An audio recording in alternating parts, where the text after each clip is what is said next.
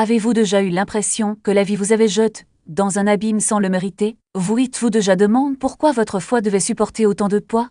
Avez-vous déjà interrogé Dieu en vous demandant « Pourquoi cela? Pourquoi maintenant? Pourquoi moi ?» La Bible a une histoire pour exactement ces moments.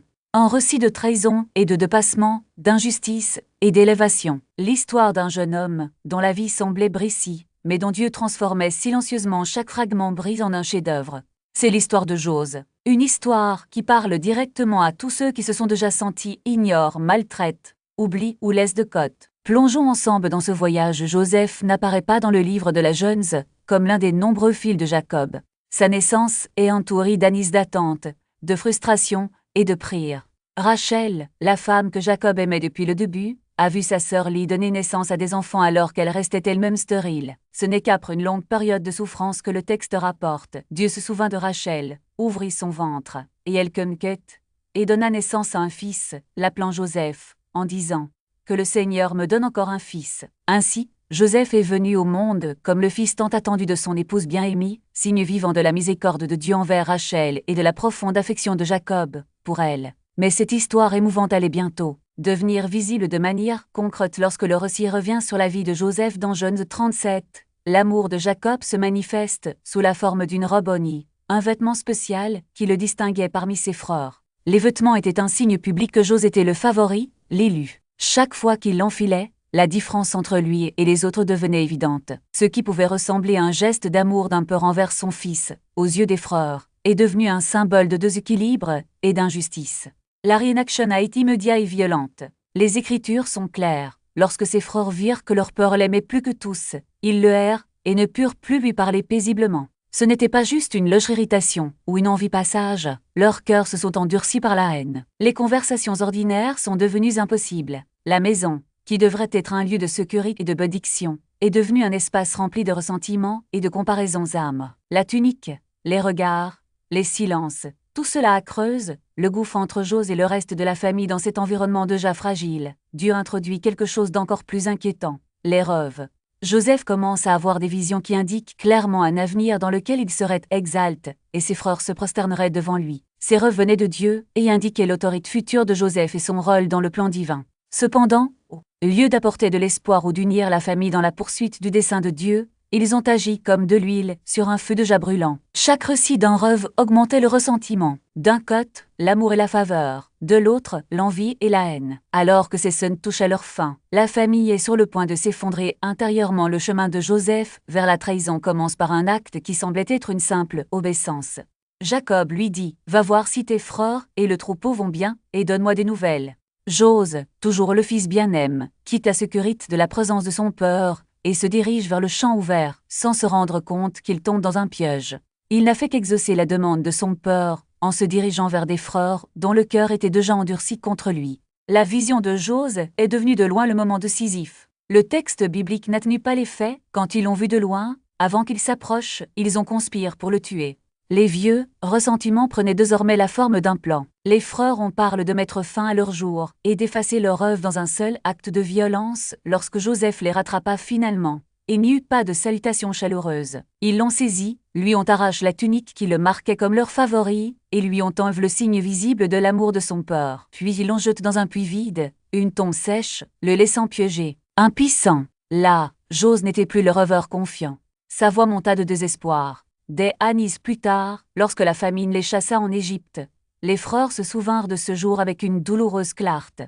En effet, nous sommes coupables envers notre frère, car nous avons vu l'angoisse de son âme lorsqu'il nous suppliait, et nous ne l'avons pas écouté. Leurs cris résonneraient dans leur mémoire comme un témoignage contre eux. Mais à ce moment-là, ils endurcirent leur cœur, s'assirent pour manger et continuèrent leur chemin, pendant que leurs frères mendiaient dans l'obscurité en contrebasse et Judas qui a suggéré une voix différente. Quel profit y aura-t-il à tuer notre frère et à cacher son sang? Venez, vendons-le aux Ismaélites.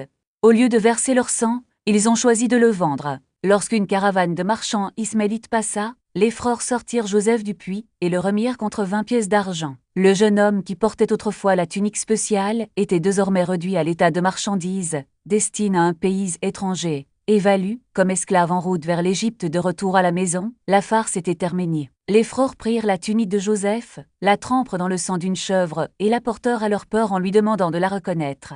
Jacob, en voyant le vêtement ensanglante, tira les conclusions qu'il voulait. Une bête sauvage le dévora.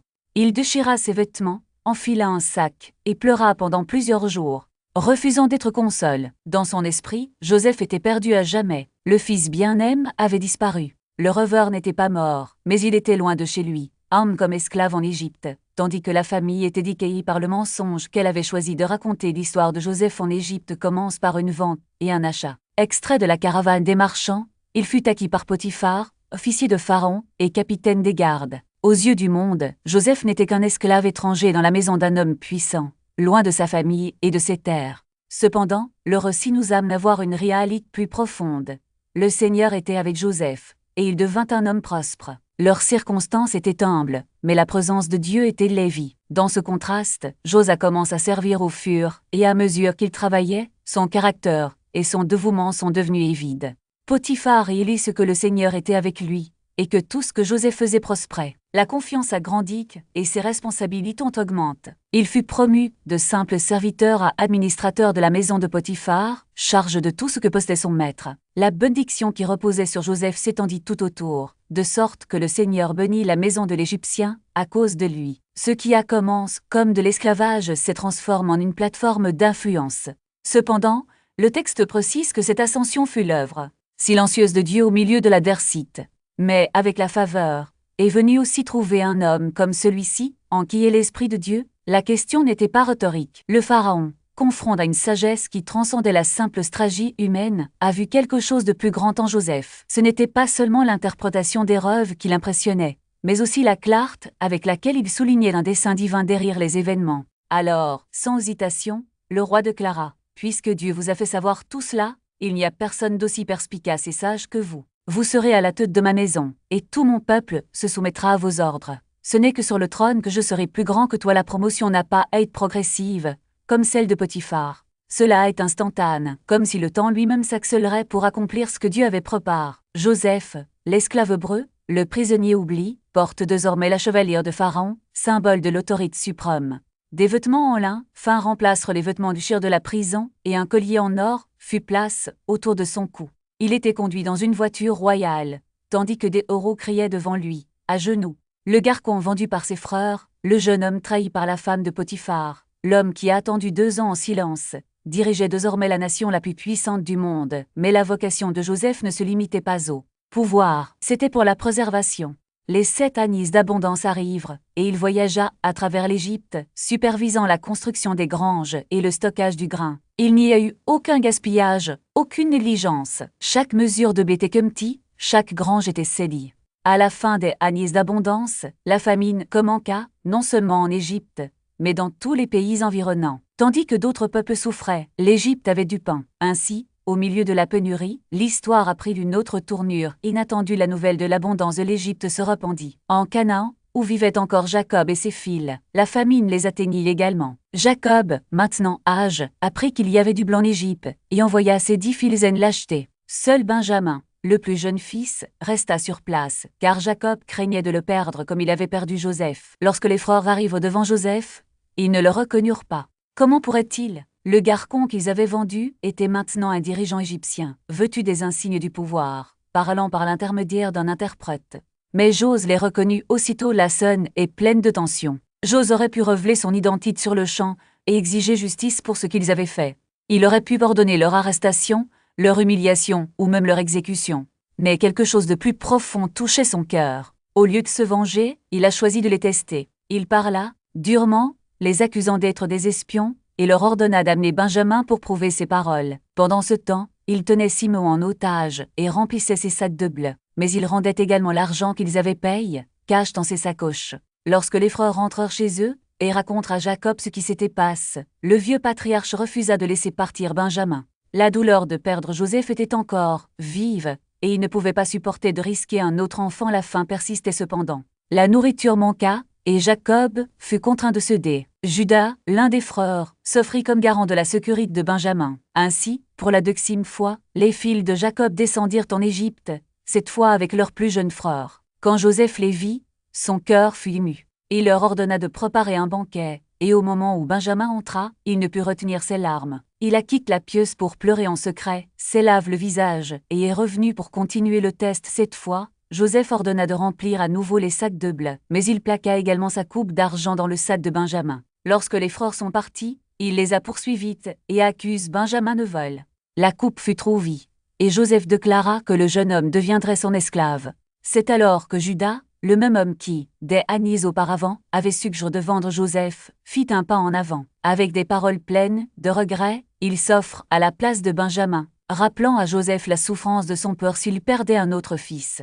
C'est à ce moment-là que Joseph ne peut plus se contenir, il ordonne à tout le monde de partir, sauf ses frères. Et puis, en pleurant fort, il s'érevle. « Je m'appelle Joseph.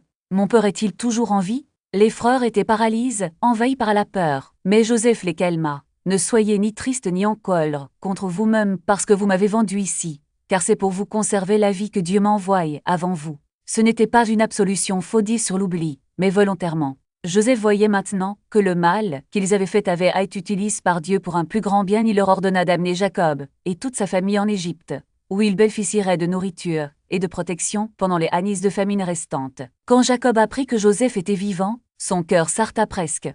Mais Dieu lui apparut en rêve et lui dit « Ne crains pas de descendre en Égypte, car je ferai de toi une grande nation. » Ainsi, avec 70 personnes, la famille de Jacob descendit en Égypte, où Joseph les accueillit avec des câlins et des larmes. L'histoire ne se termine pas par la réconciliation, mais par la providence.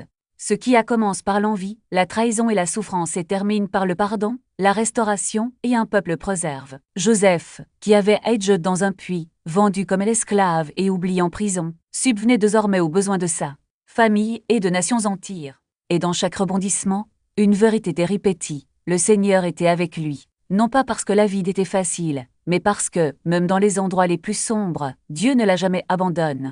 Et s'il était avec Joseph, il est aussi avec nous, dans les fosses, dans les prisons, dans l'attente et même sur les trônes que nous n'aurions jamais imaginé atteindre. Efface la douleur, mais la transforme. Cela n'annule pas le passé, mais le réoriente vers un objectif plus grand. Et cette vérité ne concerne pas seulement Joseph, elle concerne chacun de nous quand nous regardons en arrière et voyons les blessures, les abandons, les injustices qui ont marqué notre histoire. Il est facile de se demander, où était Dieu? La réponse de Joseph résonne à travers les siècles. Il était là, non pas comme un spectateur distant, mais comme celui qui tisse chaque fil casse en un dessin que nous ne pouvons pas encore pleinement voir. Ce que les frères faisaient par envie, Dieu l'utilisait pour préserver des vies. Ce que Potiphar a fait par méfiance, Dieu la transforme en chemin menant au palais. Ce que la prison a transformé en oubli, Dieu l'a converti en une sonde de sagesse qui sauverait les nations. Et si cela est vrai pour Joseph, cela l'est aussi pour nous. Non pas parce que Dieu aime la souffrance, mais parce qu'il ne gaspille ni larmes, ni erreurs, ni trahison.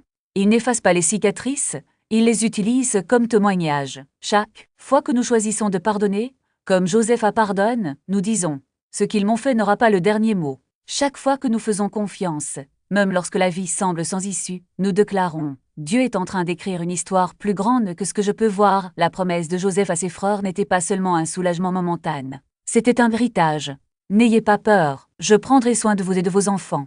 Ces paroles ne viennent pas d'un homme qui a oublié le passé, mais de quelqu'un qui a compris que l'avenir appartient à Dieu. Et tout comme Joseph a soutenu sa famille dans la famine, Dieu soutient la nôtre, non seulement avec du pain, mais avec de l'espoir. Pas seulement avec des provisions matérielles, mais avec la certitude que, même dans les endroits les plus improbables, il travaille. La fin de l'histoire de Joseph n'est pas une fin heureuse conventionnelle. Ce n'est pas une solution parfaite où tous les problèmes disparaissent. C'est une vraie fin. Une fin qui reconnaît la douleur, mais ne s'y abandonne pas. Qui embrasse la restauration, mais ne nie pas les blessures. Cela célèbre la rédemption, mais n'en ignore pas le coût. Joseph meurt en Égypte, mais ses yeux sont fixes sur Canaan. Leurs ossements sont en terre dans un pays étranger, mais leur foi est agréée dans la promesse de Dieu. Et c'est là la beauté de l'histoire. Elle ne se termine pas avec Joseph, mais avec Dieu qui accomplit ce qu'il a promis. Lorsque nous clôturons le livre de la Genèse, nous ne laissons pas derrière nous l'histoire d'un seul homme. Nous portons avec nous une vérité qui traverse les générations. Dieu ne nous abandonne pas dans les puits. Il ne nous oublie pas dans les prisons. Il ne nous laisse pas sur des trônes que nous n'avons jamais demandé.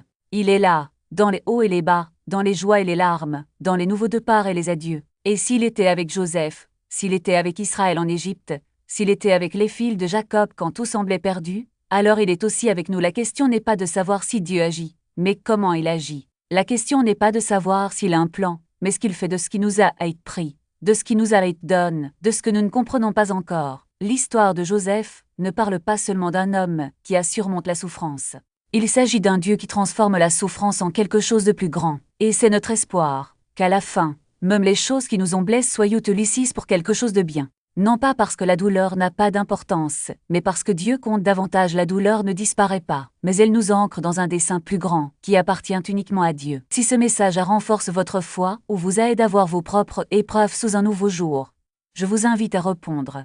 Prenez un moment pour aimer cette vidéo, afin que le message de la parole de Dieu atteigne davantage de personnes qui ont besoin d'espoir. Si le témoignage de Joseph sur la fidélité de Dieu touche votre cœur, écrivez 77 dans les commentaires pour dire simplement « J'ai confiance que Dieu est toujours à l'œuvre dans mon histoire ». Vous ne savez jamais qui pourrait lire vos mots et être encouragé à continuer à croire. Pensez également à partager cet enseignement avec quelqu'un qui traverse une période difficile.